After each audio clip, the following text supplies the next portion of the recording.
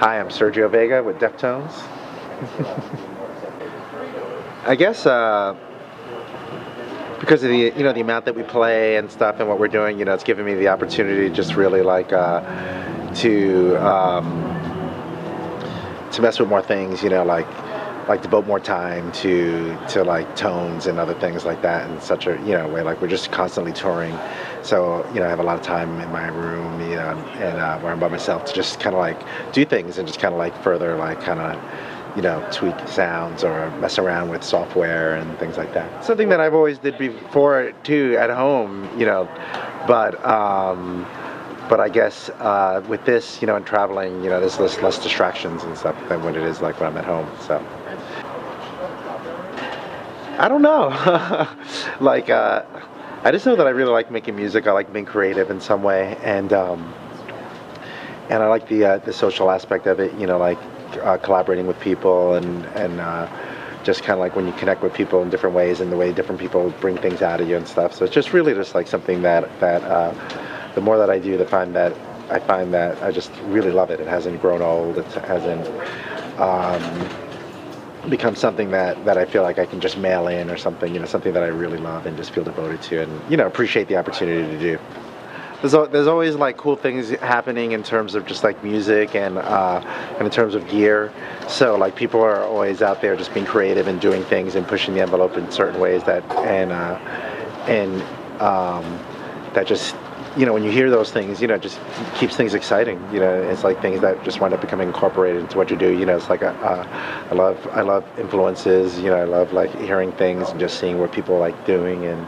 I like lots of kinds of music, as do everyone else in this band. So like being in this environment, I get to hear a lot of different things that I may not have come across on my own, and so I'm constantly just hearing things, and that's making me like just excited to play.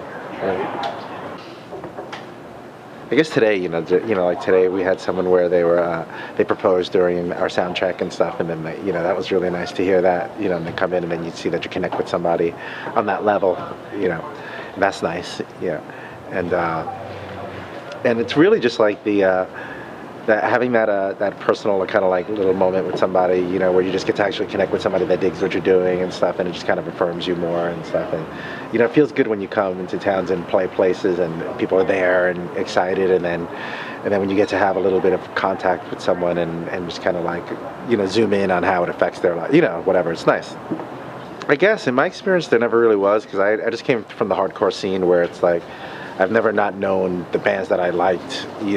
I didn't really like have that kind of like thing with bands like Zeppelin or Sabbath, bands that were out of my reach. I had things for like bands like Cro-Mags and like Sick of It All and Agnostic Front and things like that, where I would just see them hanging out in the same park that I was and things like that. So to me, this is where things like Twitter and Facebook have gone are more speak to the kind of life that I had, like as a kid coming up in the hardcore scene and stuff. So to me, it doesn't seem like so crazy. It's just more like, I just think it's a different pathway for an experience that I've had for a long time.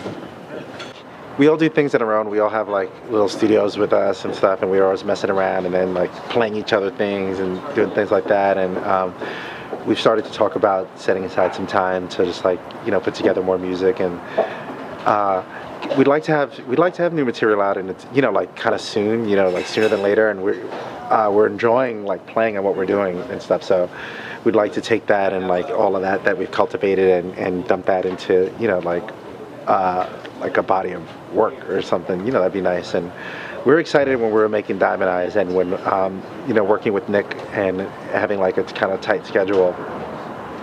The writing process stopped as soon as we had enough material to record. So, we're always kind of had that thing where like, yeah, we'd like to go back and be able to do more and push that along.